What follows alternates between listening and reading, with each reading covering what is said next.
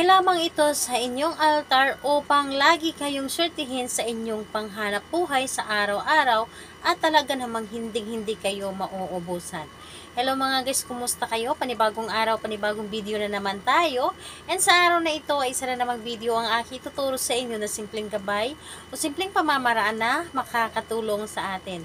At bago ang lahat, gusto ko lang mag-disclaimer sa mga taong hindi naniniwala at hindi gusto ang mga kagaya nitong video. Please skip this video and maghanap kayo ng videos na gustong-gusto nyo. Dahil ang video na ito ay para lamang ito sa mga taong naniniwala and gusto mag-try. Sa lahat po ng mga nagko-comment po dito sa aking video dito sa loob ng aking channel, mag-iingat sa lahat ng mga nagre-reply sa inyo na dinadala kayo sa kanilang WhatsApp and Imo app upang makaiwas po tayo sa scam. So, ngayon po, ang aking tuturo sa inyo ngayon, ito ay isang pampaswerte, lalong-lalo na ngayon or bukas natin ito gawin sa araw ng Biyernes, ay talaga namang magugulat ka sa mangyayari at talaga namang suswertihin ka palagi kapag ito ay inyong ginawa. Kung kayo ay sobrang baon na baon sa utang, gawin nyo lamang ito upang makaahon kayo sa mga utang, makaahon kayo sa kahirapan. Ito po ay pwedeng gawin sa mga taong naniniwala sa mga pampaswerte. Gawin mo lamang ito kung ikaw ay isa sa mga naniniwala sa mga ganitong pamahiin. Pero kung ikaw po ay may pagdududa at hindi naniniwala sa mga ganito, ay huwag nyo na lamang itong gawin. Dito ay kailangan natin dito ng ating gagamitin sa paggawa ng ritual. Ang gagamitin lamang natin dito, kailangan mo lamang maghanda ng isang garapon or di kaya platito na naglalaman ito ng asukal. Pwedeng brown, pwedeng white sugar. Maghanda lamang kayo or kahit sa garapon po ilagay ninyo or sa baso. Pwede po, basta ito ay asukal. Asukal at kailangan din natin dito ng dilaw na kandila. Ang dilaw na kandila kasi ito ay para sa pera. Ito po ay nagsimbolo ng pera, ang dilaw na kandila or green na kandila. At kung wala kayong green or dilaw, okay na po yun na gumamit kayo ng puting kandila kung wala talaga kayong dilaw or green na kandila. So puti ang inyong ihanda kung meron.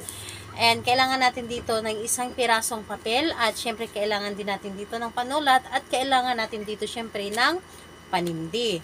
So, ayun, kapag ready na yung mga bagay na aking nabanggit, ang isunod po ninyong i-ready at ang inyong sarili. Kailangan na alam po ninyo sa sarili ang gustong-gusto ninyo itong gawin at gustong-gusto ninyo laging swertihin at gusto ninyong maangat sa inyong pamumuhay, maangat sa inyong lagay ngayon, kung ano man yung lagay ninyo sa ngayon. So, kailangan na mag-isa ka lamang na gumawa nito. Ngayon po, kapag ready ka na at okay na, ay pwede mo na itong simulan.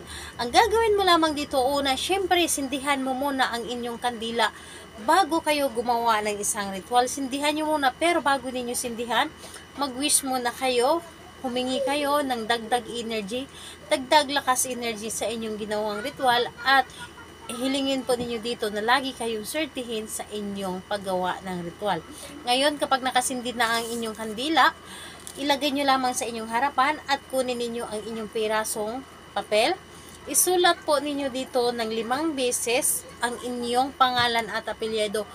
5 beses po yung pangalan mo at apelyido na ikaw mismo ang gumawa. Ikaw po, pangalan mo po na ikaw ang gumawa sa ritual. 5 beses po ninyong isulat. Ngayon, sa 5 beses mo isulat ang iyong pangalan at apelyido dito sa baba, isulat ninyo dito lahat ng inyong kahilingan. Halimbawa na lamang ako ay magkakaroon ng magandang trabaho, ako ay yayaman, ako ay ma-promote sa aking trabaho, or ako ay magkakapera ng malaki, ako ay mananalo ng mga sugal. Depende po sa inyo kung ano yung mga kahilingan ninyo.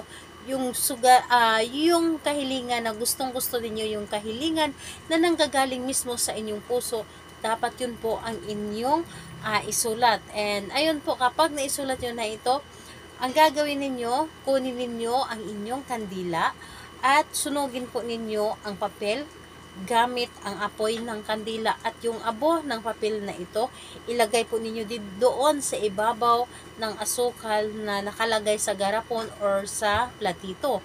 So, ilagay ang abo ng papel ng inyong sinunog, And habang sinusunog ninyo ito, paulit-ulit ninyong hilingin ang inyong mga isinulat dito. Hilingin po ninyo dapat at dapat nanggagaling sa iyong puso ang inyong mga sinasabi.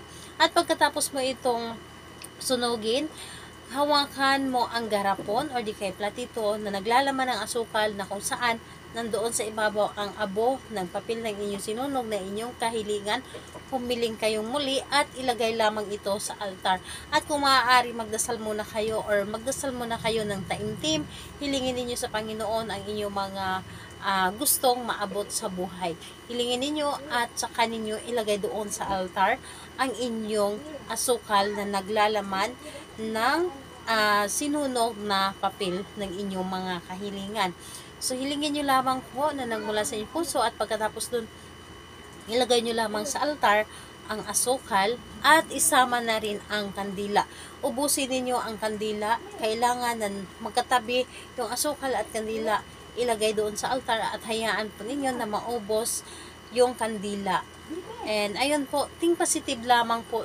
Dapat kayo po ay laging swertihin at kayo po ay laging pasukan ng swerte.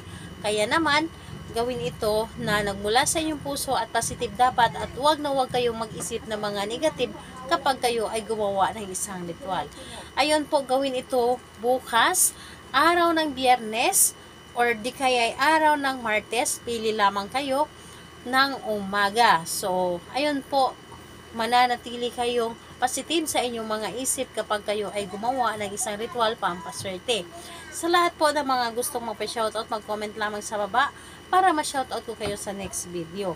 And sa lahat po ng mga may mga katanungan, mag-comment lang din po sa baba para ma-replyan ko din po kayo. Salamat po sa inyo. Bye-bye everyone. God bless us all.